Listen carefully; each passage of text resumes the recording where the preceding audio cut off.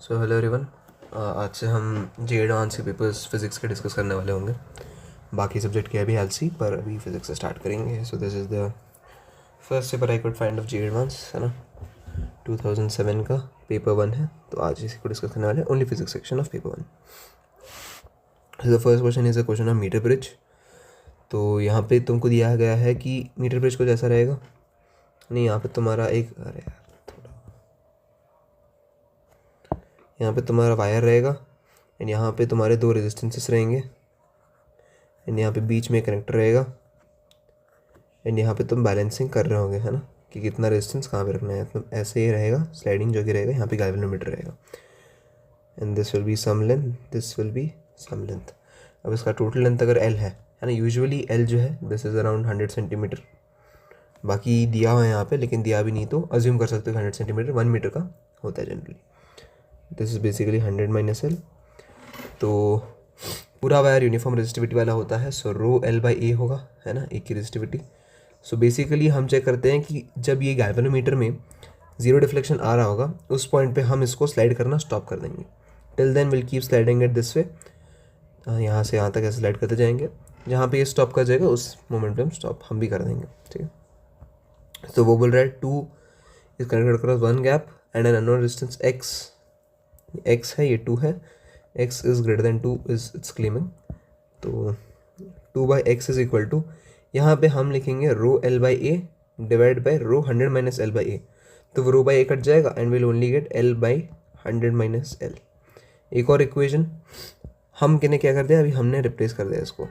So since x is more, तो हमको यहाँ पे और थोड़ा ज़्यादा स्लाइड करना पड़ जाएगा and this will give us l plus 20 because x is more, तो मुझे ज़्यादा लेंथ चाहिए होगी and this will be 100 minus L minus 20, so it will be 80 minus L. Make sense.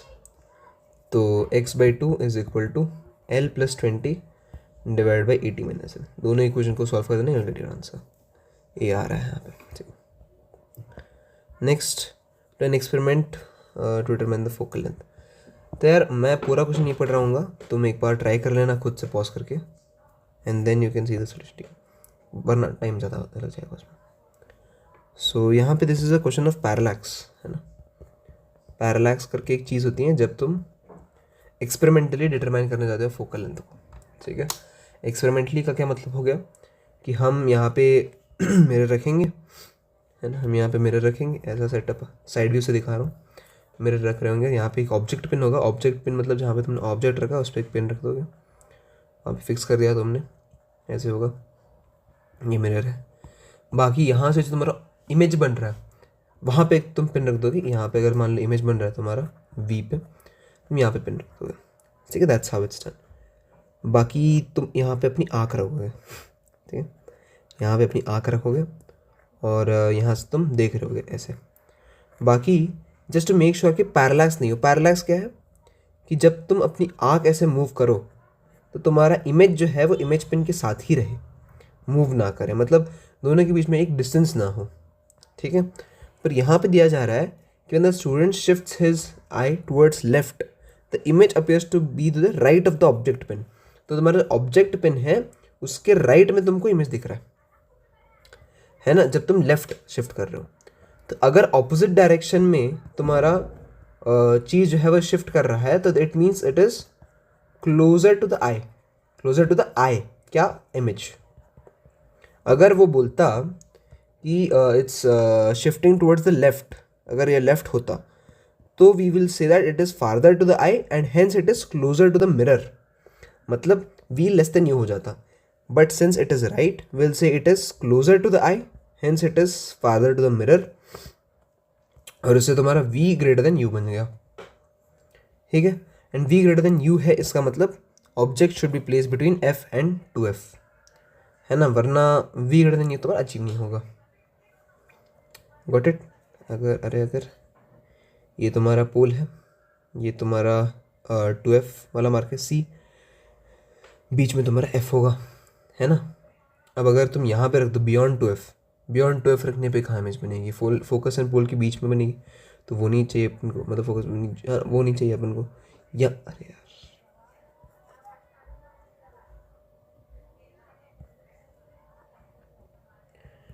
है ना। अगर तुम यहाँ पे रखोगे तो यहाँ पे इमेज बनेगी, and hence it is v जो है तुम्हारा ये बड़ा होगा u से, तो this will be the only right answer. Less than f रखोगे तो वर्चुअल इमेज ही बन जाएगा, और 2f पे रखोगे तो सेम डिस्टेंस पे होंगे दोनों, और 2 से ज़्यादा रखोगे तो v लेस देन u बन जाएगा, है ना। अगर ये लेफ्ट होता तो this will be the right answer, but since it is right this is the right answer b। ठीक, चलो okay, this is the next question. तो सिंपल क्वेश्चन है बेसिकली। अगर तुमको मैं 3D में प्लॉट करके दिखाऊँ तो ये टेबल है तुम्हारी, एंड यहाँ पे तुम्हारे दोनों मासेस ऐसे रखे हुए हैं, ठीक है, एंड अच्छी खासी स्ट्रिंग है यहाँ पे, अच्छी खासी स्ट्रिंग है और दोनों मासेस ऐसे रखे हुए हैं, ठीक है। And now I am pulling it like this, है ना। वो बोल रहा है वर्टिकली अपवर्ड्स है, ठीक है। तो वर्टिकली अपवर्ड्स मतलब मैं ऐसे ऊपर खींच रहा हूँ दोनों को मिड पॉइंट से। अब थोड़ी देर के बाद सिचुएशन कुछ ऐसी रहेगी, टेबल ऐसे ही रहेगा, ऑफकोर्स वो तो मूव नहीं कर रहा। बाकी जो ये हैं थोड़े क्लोज आ जाएंगे क्योंकि मैं इनको ऊपर खींच रहा हूँ, तो कुछ ऐसा सिचुएशन मेरा बन रहा होगा। स्ट्रिंग की length will of course be the same, मैं स्ट्रिंग की लेंथ को चेंज नहीं कर रहा हूँ,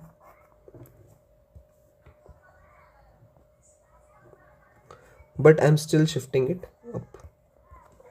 एफ यहाँ पे लग रहा होगा, तो अगर मैं एफ बी डी से जाऊँ तो एफ बी डी से तुम देख सकते हो कि जो तुम्हारा एफ है यहाँ से एक टेंशन लग रहा होगा, यहाँ से एक टेंशन लग रहा होगा, दोनों सेम होने चाहिए, है ना, क्योंकि सिमेट्रिकल है चीज़, सिमेट्रिकली कर रहे हैं हम चीज़ को, तो दोनों टी ही होने चाहिए। और अगर मैं कंपोनेंट लूँ तो अगर मैं तुमको ऐसे दिखाने की कोशिश करूँ यहाँ पे, तो ऐसे कुछ तुम्हारा टेबल है, यहाँ पे तुम्हारा मास है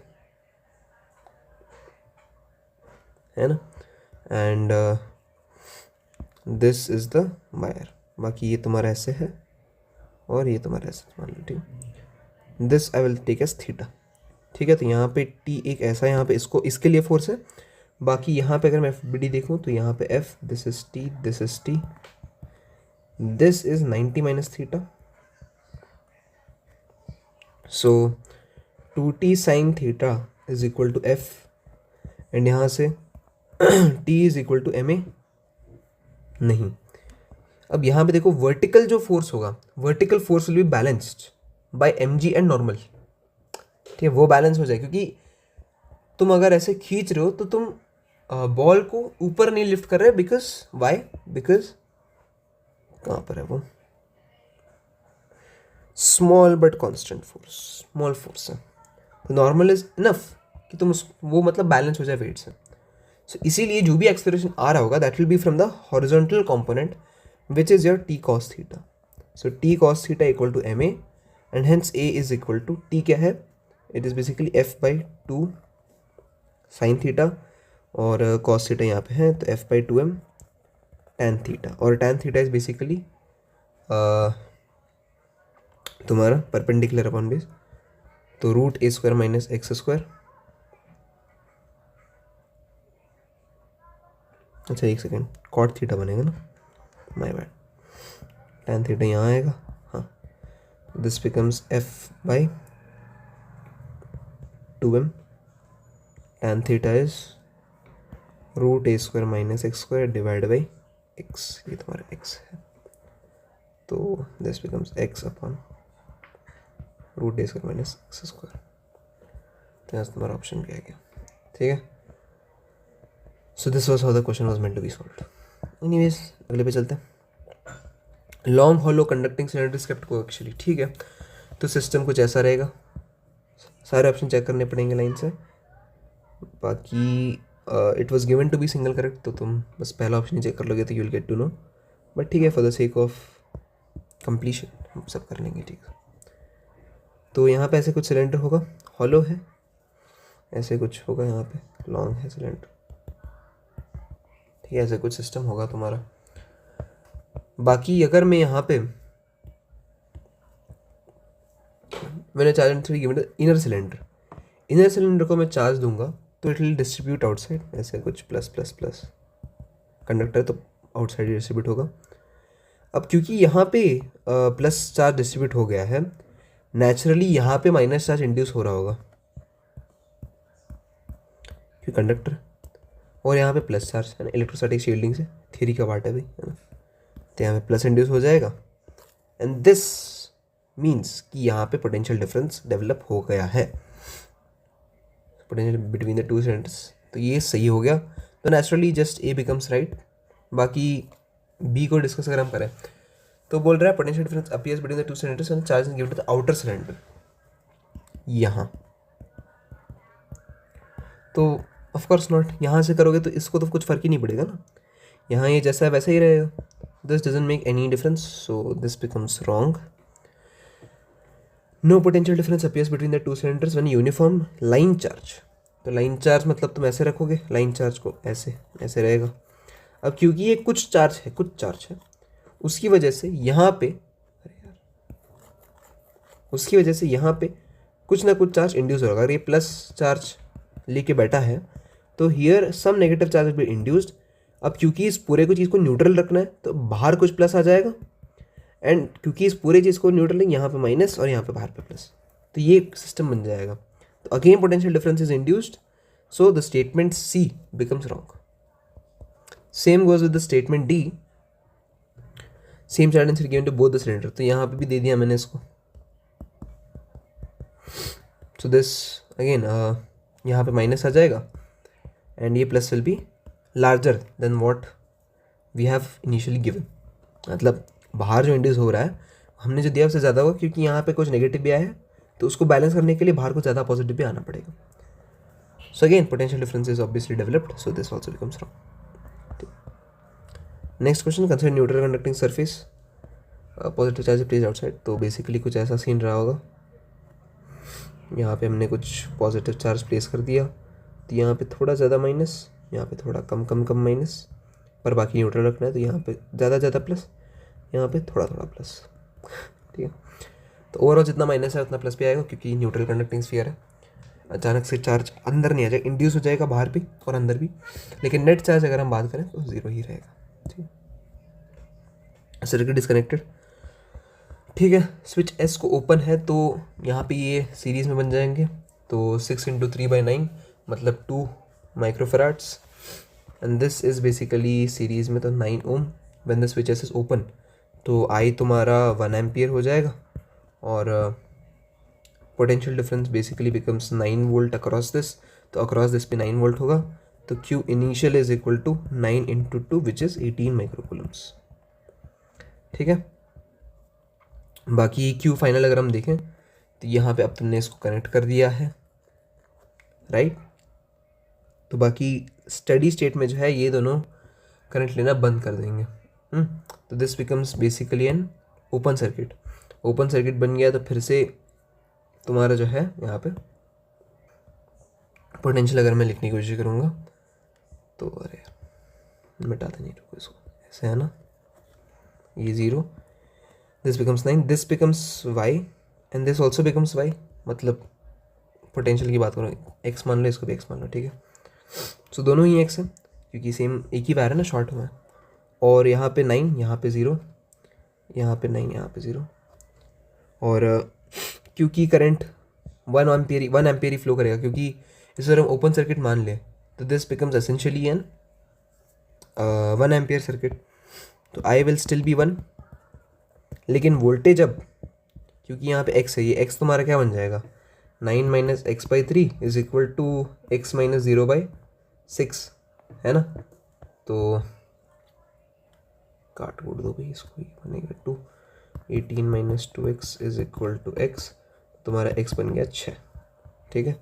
सो दिस बिकम्स 6, तो यहाँ पे अगर 3 है तो यहाँ पे भी 3 होगा, तो 9, तो Q final is equal to 9, मतलब 3 × 3, है ना, प्लस यहाँ पे अगर 6 है तो यहाँ पे भी 6 है, तो 6 × 6 36 + 9 45 माइक्रोकूलम, है ना। फ्लोन चार्ज कितना होगा,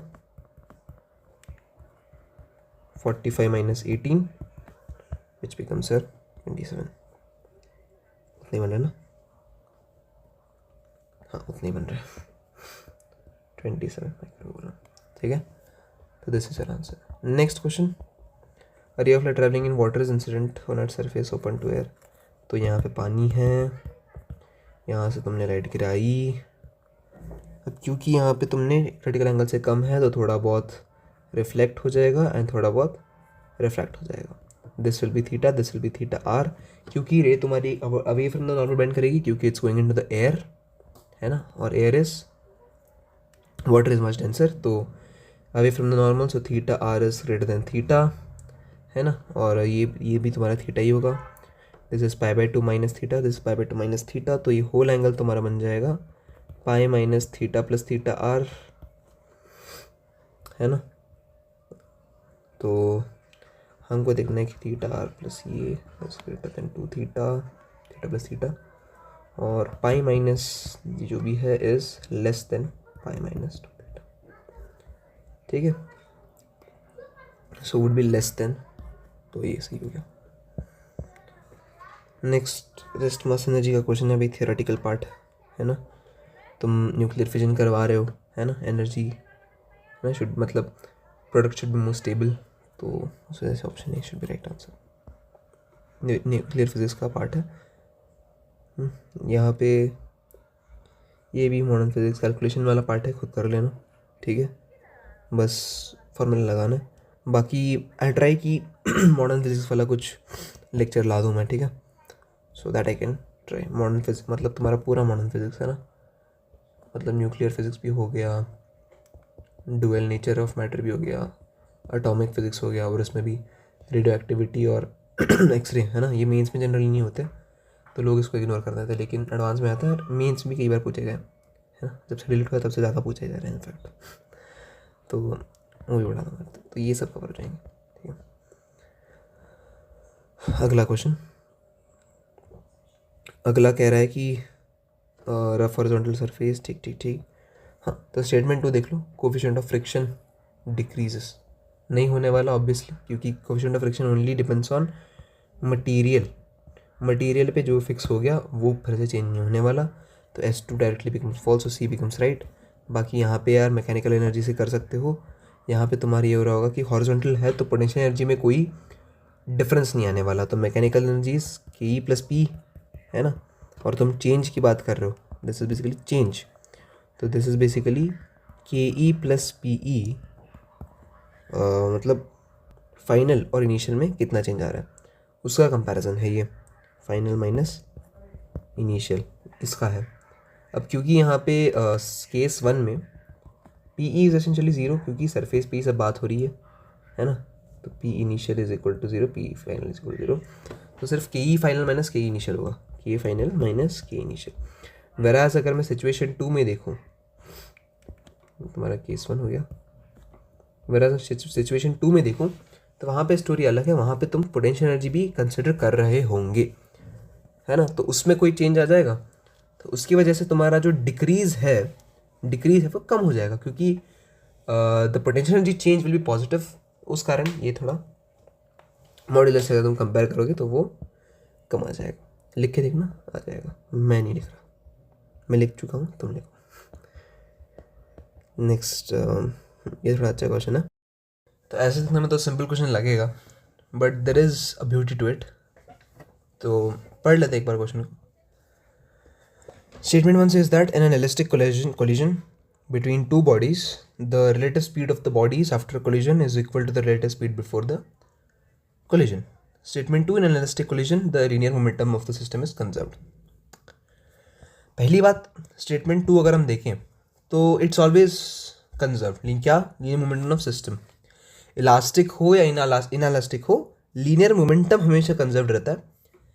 एक जो चेंज आता है वो आता है एनर्जी में. एनर्जी इनइलास्टिक में कंजर्व नहीं होती, उसमें लॉस होता है एनर्जी का, क्योंकि उसमें क्या होता है, एक बॉडी से जा रहा होता है, एक और बॉडी से जा रहा होगा, दोनों क्या कर लेंगे, कोएलाइज कर जाएंगे, है ना, स्टिक करके चल जाएंगे. तो स्टिक करने में जो एनर्जी लॉस हुआ है ना, दोनों स्टिक करके एक कॉमन वेलोसिटी से चलेंगे, तो इसमें थोड़ा एनर्जी लॉस होगा तुम्हारा. So energy loss simply means that energy is not conserved, है ना. तो पर मोमेंटम हमेशा कंजर्व्ड रहेगा, है ना. m1v1 प्लस m2v2 करके is equal to m1 plus m2 into V, ऐसा करेंगे. ठीक है, v. तो इनइलास्टिक में भी होगा, इलास्टिक में तो होगा ही होगा. तो S2 तो ट्रू ही है. S1 की बात करें, अब इलास्टिक कोलिजन में सुनते ही नाम अपने सर में ये जाता है, E इक्वल टू 1, है ना. ये आ जाता है दिमाग में। अब जैसे ही तुम्हारे ख्याल में ये आया है ना, E is equal to 1 V separation by V approach, है ना, ये आ गया। अब तुम सोचोगे कि हाँ relative bodies of before collision after collision E is equal to 1 होगा, तो V separation equal to V approach ऐसा होगा, so this should be true. Statement 1 is true, statement 2 is true. भले ही एक्सप्लेन नहीं कर पा रहा है इसको। अब स्पीड सेम है, ठीक है, पर एक्सप्लेन कैसे होगा ये momentum conservation. E equal to 1 is the right explanation ना, कोफिशिएंट ऑफ रेस्टिट्यूशन इसका 1 होता है इसलिए, तो this is not the right explanation, तो ऑप्शन बी तुम्हारा सही हो जाता है। अब एक ट्विस्ट इसमें यह आता है कि statement 1 is only true when we are considering 1D collision, when we are considering 1D collision. अगर मैं बात करूं 2D कोलिजन की, ऑब्लिक कोलिजन की, तो ऑब्लिक कोलिजन के केस में क्या होता है, ऐसे है कोई बॉडी ऐसे आ रही है, इसकी स्पीड ऐसे थी। अब वेलोसिटी जो तुम्हारी अप्रोच के बाद, मतलब सेपरेशन एक बार कोलिजन के बाद, ये VBC हो गया, वेलोसिटी बिफोर कोलिजन, और एक बार कोलिजन हो के अगर हम देखें तो कुछ इसकी अलग वेलोसिटी की, मान लो यहाँ पे आ गई वेलोसिटी आफ्टर कोलिजन, तो ये जो कंपोनेंट है, जो थीटा मान लो, जो velocity before collision cos theta, ये वाला कंपोनेंट जो है, केवल ये और ये का डिफरेंस, मतलब रिलेटिविटी जो, मतलब रिलेटिव जो होगा, सिर्फ वो सेम रहेगा। इन लोग ने बोला है कि ये स्पीड, रिलेटिव स्पीड सेम रहेगा। अब स्पीड तुम देखोगे तो स्पीड में तो डायरेक्शन नहीं आएगा, speed along the impact line is non existent, it is absurd, क्योंकि स्पीड जो है वो स्केलर है, वेक्टर नहीं है, ठीक है। तो स्पीड स्केलर है, इसका मतलब क्या हो गया कि तुम डायरेक्शन पे डिफाइन नहीं कर सकते उसको, तो मुझे होल मैग्नीट्यूड पे बात करनी होगी, which is VBC, it is not same. समझे? तो एडवांस वालों ने पहले बी दे रखा, फिर लोगों ने कहा होगा कि तुमने स्पीड दिखाएगा बारो, वेलोसिटी नहीं है, तो फिर डी हो गया। लेकिन अब अगर आ जाएगा एग्जाम में तो डी ही होगा, सिर्फ ये नहीं होगा फिर, क्योंकि कॉन्सेप्चुअली तो डी ही सही है, बी गलत है, बी इज रॉन्ग, क्योंकि this is only true in 1D collision. अगर उन्होंने बोला होता है ना, या तो नेक्स्ट टाइम अगर जब देंगे तो या तो बोल देंगे कि elastic 1D collision, it will make it right, या फिर ये बोल देंगे, या फिर ये कुछ भी नहीं देंगे, और तब आंसर डी सही हो जाएगा, बिकॉज ये केस एग्जिस्टेंट है। ठीक है, तो it's was a really nice question, यहाँ पे नए अच्छे से पढ़ना था तुमको। हालांकि मुझे लगता है कि बी को सही नहीं देना चाहिए था इन माय ओपिनियन, क्योंकि जिन लोगों ने यार दिया होगा डी, उन लोगों का फ़ायदा हो जाता ना फिर इसमें, तो एनीवेज उनकी मर्जी है। हमारा अगला क्वेश्चन देख के होने वाला सवाल है, formula connecting this is very small. हाँ, तो उसमें हम असम्पशन लेते हैं tan थीटा अप्रॉक्सीमेटली थीटा, ये सब असम्पशन चलते रहते हैं उसमें, तो मतलब ये साइन थीटा बनेंगी, फिर ये थीटा बनेंगी, कुछ ऐसे असम्पशन लेके कर लेते हैं। तो ये सब चीज़ें तभी वैलिड होती है जब तुम्हारी वेरी स्मॉल हो, मतलब पैरेक्शियल रेस हो, है ना। मार्जिनल रेस में ये चीज़ें फेल हो जाती है। तो S1 is completely true. S2 की बात करें तो strictly valid for plane surface, not for, गलती बात है भाई, अरे स्फेरिकल हो या कुछ भी हो, हम तो नॉर्मल के अराउंड देखेंगे ना। अब वो स्फेरिकल हो या एलिप्टिकल हो, पैराबोलिक हो, नॉर्मल तो आएगा ही सब में, कर्व है तो नॉर्मल आएगा ही, तो इट्स फॉल्स, है ना। तो S2 फॉल्स है, S1 ट्रू। अगला ये थियोरेटिकल है भाई, है ना, एक्सरे का, है ना, एक्सरे का है। The accelerating potential in X-ray tube is increase the wavelength of the gas, नहीं चेंज होंगे भाई, है ना। एक्सेलरेटिंग पोटेंशियल तुम बढ़ा रहे हो तो वेवलेंथ पे थोड़ी फर्क पड़ेगा कुछ। बाकी electron beam strikes target and X-ray tube part of the current energy, तो उसी से तो एक्सरे बनता है फिर। तो ये हो गया, एक्सप्लेन कुछ भी नहीं कर रहा, दोनों अलग अलग ही स्टेटमेंट्स, अलग ही दुनिया के स्टेटमेंट्स। ये एक हो गया।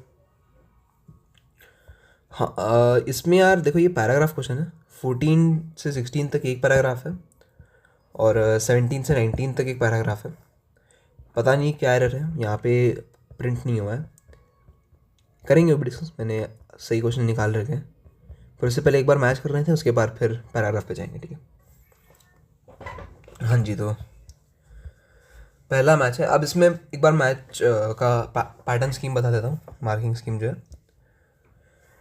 तो इसमें कैसे होता था कि एक रो अब इसके हो सकता है कि और मतलब A can be P Q R S all of them, ऐसा हो सकता है।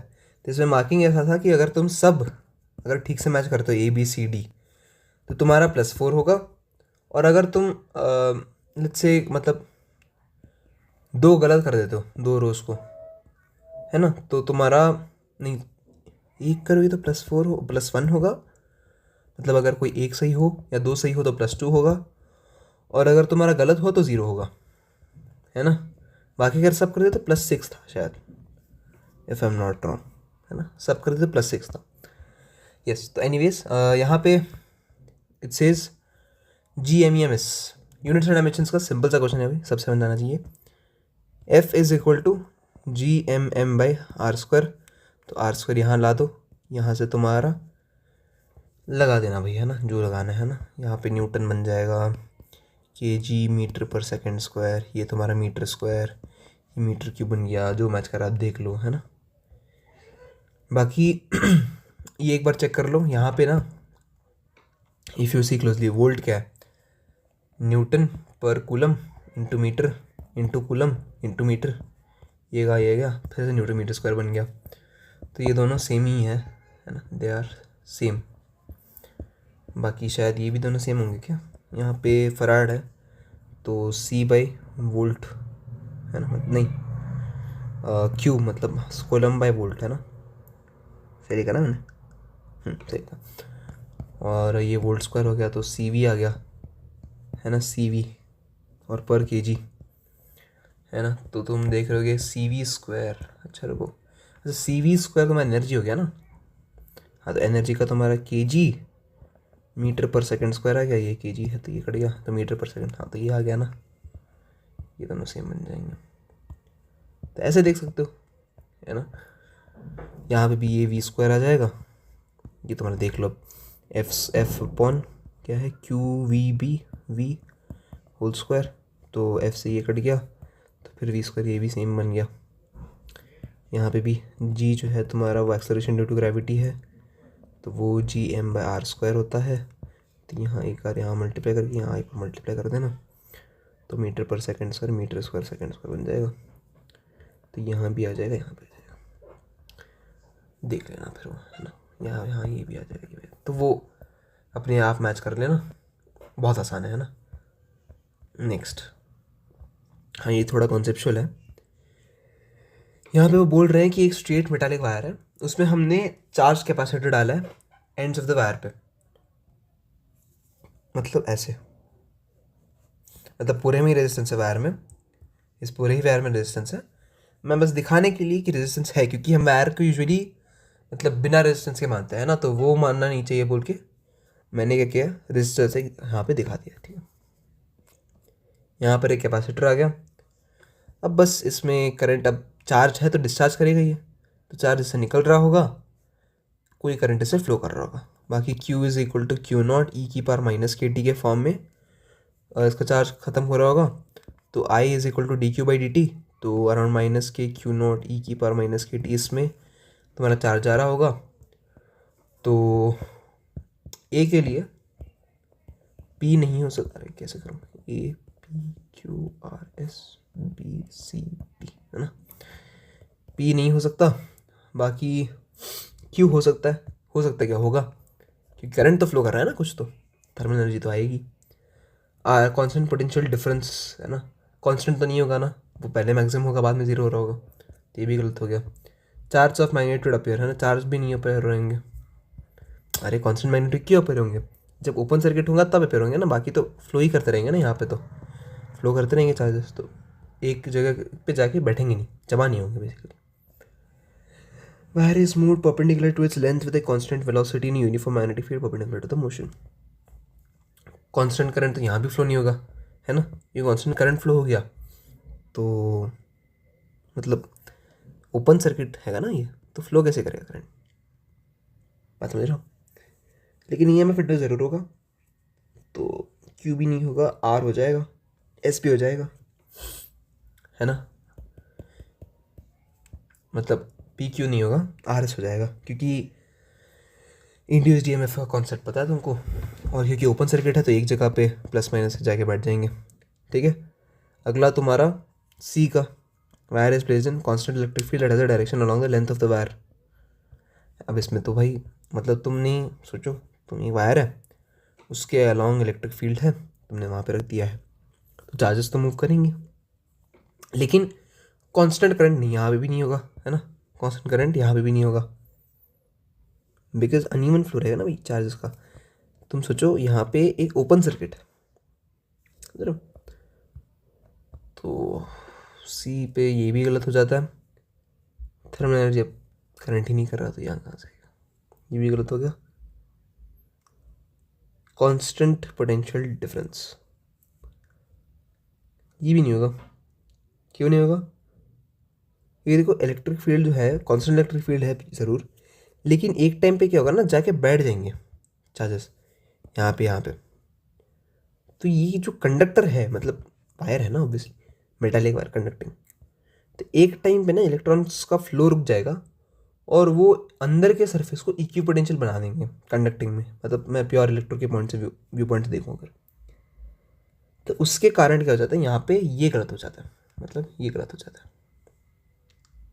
बाकी चार्जेस तो बैठेंगे ऑफ कोर्स, तो सही है। Battery of constant EMF is connected to the ends of the wire, ये तो भाई है ना, बचा बचा कर लेगा, ठीक है। कांस्टेंट करंट तो फ्लो करेगा ही करेगा, है ना। थर्मल एनर्जी तो होगी ही होगी। पोटेंशियल डिफरेंस, अब तुमने बैटरी ही कांस्टेंट ईएमएफ की लगा रखी है तो कांस्टेंट पोटेंशियल डिफरेंस होगा ही। बाकी चार्जेस क्यों अपीयर करेंगे, वो तो फ्लो करते रहेंगे। तो ये गलत, तो ये वाला हो जाता है, यही है ना, ठीक है, सही है बिल्कुल। चलो अगला ये भाई थियोरेटिकल है ना, एक्सरे। अब इसमें ज़्यादा बताने लायक भी है नहीं है। अब तुम देखोगे transition between two atomic energy levels, अब ये तो एक्सरे के ही मतलब लार्ज अगर एटम्स हो गए तो एक्सरेज बनेंगे, बाकी अगर हाइड्रोजन से छोटा एटम हो गया तो हाइड्रोजन स्पेक्ट्रम बोल देंगे उसको, तो दोनों सही हो गए, है ना। बाकी अगर तुम इलेक्ट्रॉन एमिशन फ्रॉम मटेरियल देखो, फोटो इलेक्ट्रिक इफेक्ट ही है वो तो, बाकी बीटा डिके में भी इलेक्ट्रॉन एमिशन होता है। तो एक्सरेज मॉडर्न फिजिक्स को लिंक करके बनाया थ्योरेटिकल वैसे, अब मोस्टली लॉ है, अब ये रूट न्यू है ना is equal to A into Z minus P, ये मोस्टली लॉ है। अब इसमें क्या बताऊँ मैं तुमको, ये तो पता रहना चाहिए ना, थियरी का पार्ट है, नहीं पता तो पता कर लो बस, अब गुनाह थोड़ी हो गया नहीं पता है तो, है ना, पता कर लो, नहीं पता है तो मतलब सॉल्व करने डिस्कस करने वाला कुछ यहाँ पे नहीं है, जस्ट थेरेटिकल पार्ट है, पता होगा तो पता होगा, नहीं पता होगा नहीं पता होगा। सो या अब आते हैं पैराग्राफ पे। चलो पैराग्राफ क्वेश्चन बता देता हूँ मैं तुमको। पहला पैराग्राफ जो है तुम्हारा रोटेशन का है, उसमें हमको ये दे रखा है कि दो डिस्क हैं, स्टेटमेंट है, डायग्राम नहीं है इसमें, मैं भी नहीं बनाऊंगा। दो डिस्क हैं ए एंड बी, एक इनर्शिया आई है, मोमेंट ऑफ इनर्शिया, और दूसरे का 2i है। ये तुम्हारा 2 ओमेगा से रोटेट कर रहा है, ये तुम्हारा ओमेगा से रोटेट कर रहा है। अब इसकी स्टोरी है कि ये कैसे मिला, तो ये मिला हमको x1 कंप्रेशन एक के स्प्रिंग कांस्टेंट के स्प्रिंग में डाल के, जो एनर्जी मुझे मिली मैंने उसको यहाँ से दिया, तो उससे मुझे ये डिस्क यहाँ पे रोटेट करता दिखा गया। और इसके केस में भी सेम कहानी थी, लेकिन x2 का कंप्रेशन मुझे देनी पड़ी ताकि मैं इसको ओमेगा से रोटेट कर पाऊँ 2i वाले का डिस्क को। ये तुम्हारा के दोनों का सेम ही है, ठीक। तो बस हमको पूछा गया कि x1 और x2 का रेशियो बताओ, तो बहुत ईजी है, तुमको बस ये बताना चाहिए कि potential energy of the spring जो है वो हाफ के x1 से मतलब हाफ के x² होती है। अब तुम इसको इक्वेट कर दोगे काइनेटिक एनर्जी ऑफ इसमें, तो हाफ आई ओमेगा स्क्वायर मतलब 2 ओमेगा का होल स्क्वायर, और एक और इक्वेशन भी सेम करके आएगा लेकिन सेकेंड डिस्क के लिए, हाफ 2i ओमेगा स्क्वायर। अब इसको डिवाइड कर देना तो x1 by x2 whole square is equal to ये कैंसिल हो गया, ये 4 ये 2 आ गया ऊपर, यहाँ पे तो कुछ भी नहीं है, तो 2, तो x1 बाई x2 इज √2, ठीक है। तो ये हो गया। When disk B is brought in contact with disk A, हाँ तो पढ़ लो तुम क्वेश्चन। बाकी एवरेज पूछा गया ना, तो ज़्यादा टेंशन लेने की ज़रूरत नहीं है, हमको क्या करना है, हमको बस कॉमन ओमेगा ढूंढना है पहले। 3i omega is equal to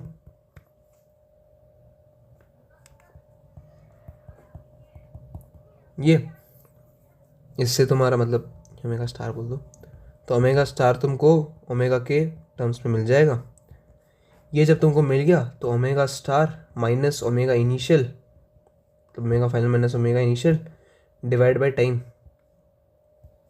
है ना, टी दे रखा है, तो वो कर देना तुम, तो उसे अल्फ़ा मिल जाएगा। तुमको टाउ चाहिए तो 3i इंटू अल्फ़ा कर देना, टॉर्क आ जाएगा। ठीक है, तो उससे ये आ रहा है, देख लेना कैसा है।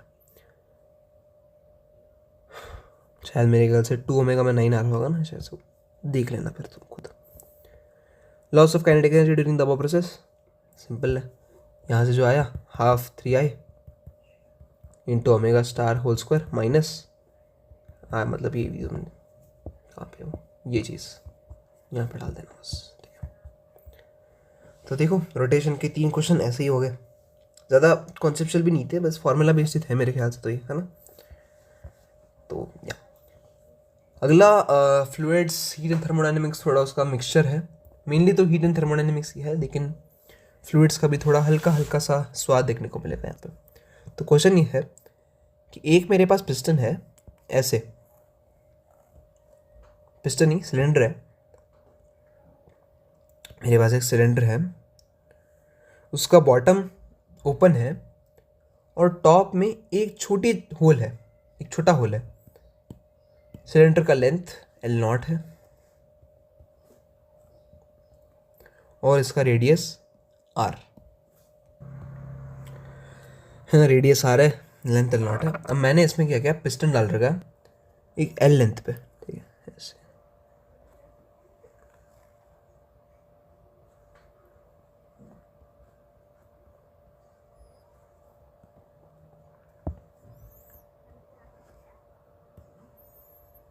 ऐसे एक पिस्टन डाल रखा है मैंने, ठीक है,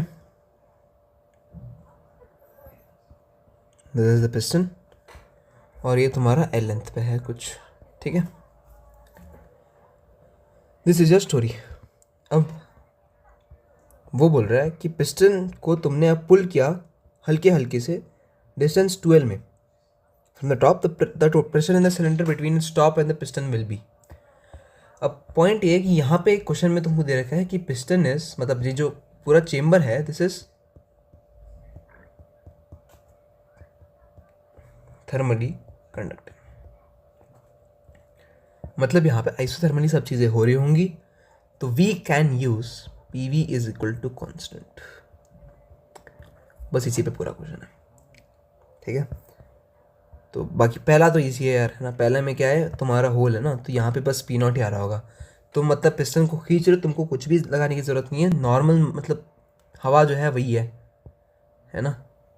तो ये तो मतलब बस तुम्हारा कॉन्सेप्चुअली टेस्ट करने का, मतलब कॉन्सेप्चुअली भी नहीं कहूँगा मैं, बस ये चेक करने के लिए कि तुमने पढ़ा है कि नहीं कि यहाँ पे होल है। तो उसके लिए तो पी नॉट हो जाए, क्योंकि एटमॉस्फेयर से ही आ रहा है ना सब कुछ, it is connected to atmosphere, तो पी नॉट ही होगा, है ना। हाँ, अगले क्वेश्चन में थोड़ा दाम है, मतलब piston is at a distance 12 from the top, the hole at the top is sealed. हाँ, piston then need to where it can stay in equilibrium in this, हाँ, तो ये कंडीशन है। अब इसको मैंने 12 लिख दिया, अब चलो ठीक है, ये है। अब मैंने क्या किया, मैंने पूरे चीज़ को सेम रखा, बस चेंज ये कि मैंने इसके टॉप को सील कर दिया। अरे भाई तो पूरा ही मिट गया क्या, रुको,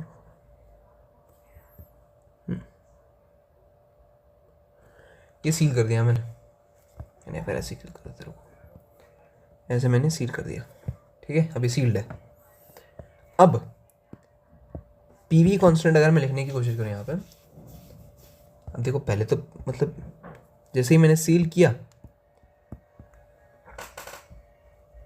थोड़ा ऊपर या फिर नीचे खिसकेगा, अज्यूमिंग की है नीचे खिस सकता है ना, ऐसे। तो मान लो ये कुछ एक्स डिस्टेंस खींचगा पूरा, तो अब क्योंकि ये सील्ड है, तो प्रेशर अगर मैं लिखने जाऊं, तो एक तो तुम्हारा एटमॉस्फेयर का प्रेशर यही नीचे से निकला है, तो ये ऊपर आ गया, और एक तुम्हारे यहाँ से लग रहा होगा प्रेशर ये, और एक तुम्हारे यहाँ से लग रहा होगा mg, मतलब mg/πr², वो पूरा प्रेशर है ना।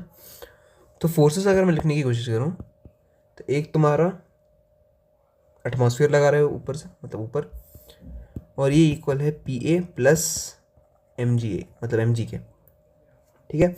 और एक और इक्वेशन तुम्हारा ये जो मैंने बोला PV कांस्टेंट, इससे तुम्हारे यहाँ पे इट इज़ P0 इटसेल्फ, है ना, P0 इंटू πr², मतलब A ही लिखो, P0 into A into 2L, this has been done equal to P into A into x, ये x है।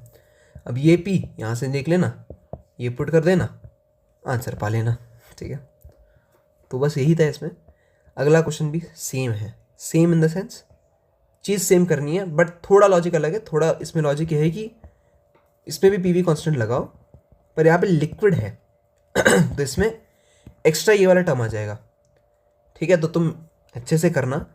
बाकी यहाँ पे क्या है मैं बता देता हूँ, ये तुम्हारा प्रेशर है, इसमें एरिया मल्टीप्लाई कर देना, फोर्स बन जाएगा। अब हमको चाहिए PV, तो वॉल्यूम चाहिए, तो एरिया इंटू लेंथ कर दोगे तुम फिर। तो इससे जो ये L0 माइनस H ये तुम्हारा स्क्वायर बन जाता है यहाँ के, और एरिया जो है वो सब में कॉमन रहता है, क्योंकि प्रेशर है ना भाई, तो एरिया सब में कॉमन रहता है, वो कट जाता है फिर। तो उससे तुम्हारा ये वाला नहीं, C वाला आ जाता है। बेसिकली तुम्हारा this is equal to this आ रहा होता है, ठीक है। मतलब ये तुम्हारा इनिशियल और ये तुम्हारा फाइनल, तो उससे तुम्हारा ये आ रहा होता है, बस इसको फिर थोड़ा मॉडिफाई कर देना, एरिया कैंसिल कर देना, उससे तुम्हारा आंसर आ जाएगा। तो that was the whole 2007 paper 1 discussion of physics. यहाँ पे चला लगा होगा यार, है ना। पूरा सोल्यूशन तो मैं नहीं दूंगा यहाँ पे, है ना, और भी आगे डिस्कस करेंगे, और इसी सेम पैटर्न में होगा, है ना। बाकी मॉडर्न न्यूक्लियर एक्सरे का जो भी है मैंने बोला बताना यहाँ पे, कहाँ पे ये वाला भी हम करेंगे, ठीक है। आई डोंट नो व्हेन, पर करेंगे। मेंस 2 के पहले चीज़ें निपटाई जाएंगी, और पेपर्स आएंगे, ठीक है। तो फॉलो करते रहना, सब्सक्राइब करना, लाइक करना, वो सब चीज़ें। तो यस, सी यू अगेन।